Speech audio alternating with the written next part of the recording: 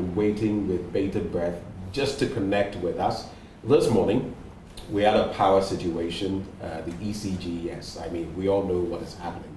Our lights went out, and I've seen some people on social media asking, oh, an entity like yours, don't you have a generator or plant? We do. Something was triggered from that end as well, and so eventually we ended up not continuing with our regular programming. But we're back now, and we're continuing with AM Exclusive. We have a conversation this morning with none other than the chairman of the National Democratic Congress in the person of Johnson Asiedu Nketia. I don't know whether it's still apt to call him General Mosquito. It is General Secretary days and General, but now I don't know whether we should shift to chairman. Thank you. Good morning, my brother. And thanks for coming. Thank you. You're welcome. I cannot help but start the conversation from here. We should have started this conversation a long time ago. Yes. Thanks to the power outage. And yes, we do have systems in place, but even the systems were affected, and we're now starting off this conversation. What has been your experience with Dumso so far? Or should I say CSC? Well, maybe it may not be all about Dumso, but I've gotten used to my programs being interrupted in like manner in other studios. So maybe it is Dumso, maybe it is something else, but I don't know. Whatever the case is, we thank God that we are back on air, so we can continue the program. Well, good to have you. But let's just do this. How healthy is the NDC as of today? And I ask this from the position of, if elections were held today in Ghana, presidential, parliamentary, how do you think the NDC would fare? How healthy is your Well, if free and fair elections were held today, we'll win hands down, one touch. There will be no runoff at all. Our concern is about how to secure free and fair elections. So that's where we are focusing now, because our message has been accepted. The two parties have been tried. There are opinion polls that have been churned out, and everything points to a one-touch victory for NDC. But as has been said by some Russian president, that those who vote decide nothing, and those who count the votes decide everything. So we are focusing on those who will be counting the votes and those who will be providing security to make sure that elections proceed uninterrupted. So that's where our focus is now. And you're saying basically that if elections were held today, let's take away the other factors, and I'll get into them. I'll peel them like onions, layer by layer. Yes. But on what basis would you say that your party would have a one-touch victory? Some of these polls, you know that polls are relative. Polls can disappoint. We saw polls go horribly wrong when Trump became president. We've seen polls fall through in the past. Are you relying on polls? Do you really have the numbers? Or are you just figuring it's an 8-year cycle we have had, and so it's our turn again? I think that however faulty polls are, they are better than guesswork. So we haven't voted today. So you are asking us to project.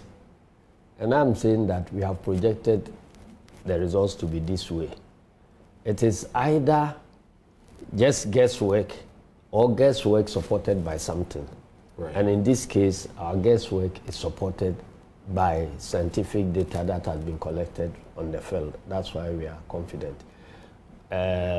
Besides our own internal polls, there are outside credible polls that seem to confirm what we have gathered. So that is a source of our confidence. I was about to go there and ask you that. I mean, the likes of Global Info Analytics and others have put out polls there which seem to suggest that the former president, John Dramani Mahama, may have some sort of lead over his counterpart in the NPP. But you say you've conducted your own internal polls as well. That's why we are able to are you compare with are you doing these polls that How often are you doing them? How often are you conducting them? And what are they revealing? Are they revealing anything different from or better than what global info analytics they are for internal consumption, but they are very consistent with what global info analytics is bringing out. So can you give me a ballpark figure of if elections, I mean, per your last poll, if elections were conducted, what margins? We are winning 52%.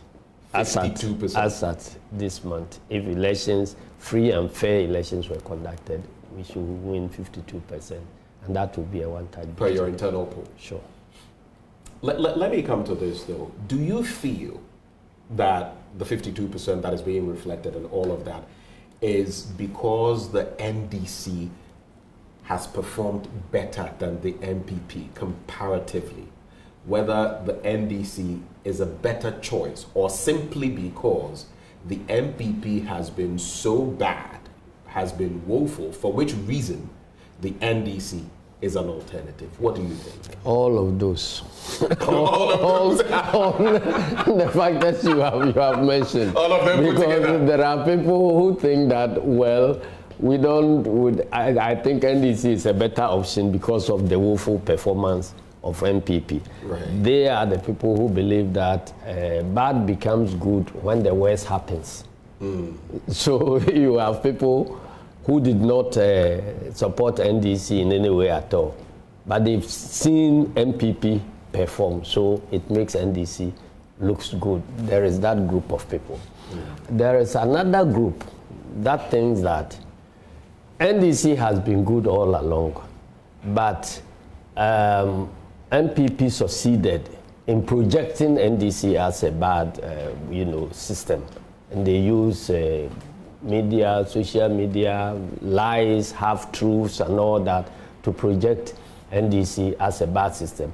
And now their own lies are catching up with them. So the truth is emerging, and that has vindicated every step that NDC has taken, which has been classified as bad, to be the right thing that should be that we should be doing.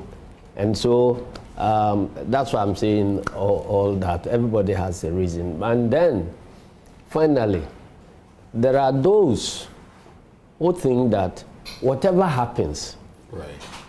we are under some form of misgovernance. So let us remove the government before we even think about who will replace that government. Because whatever happens, the bottom line is that the nation is under some siege. The nation is, the nation has been hijacked. Our institutions have all been reconfigured to serve personal interests instead of public interest. So let's get rid of this bad system before we even figure out who will take over. But that's also a dangerous prospect. It's like taking a leap of sense versus a leap of faith. Faith will tell us that take a leap of faith, but sometimes jumping into the unknown could be disastrous. That is what we are trying to avoid, because you see, when you have a bad system in place, then everybody thinks that any other thing is better than what we have. And so without thinking about what the possible replacement is, they will be going in. And that's how, in the past, some dictators have been produced. Right. If you go to Italy, that was how Mussolini was produced. You go to Germany, that's how Hitler was produced.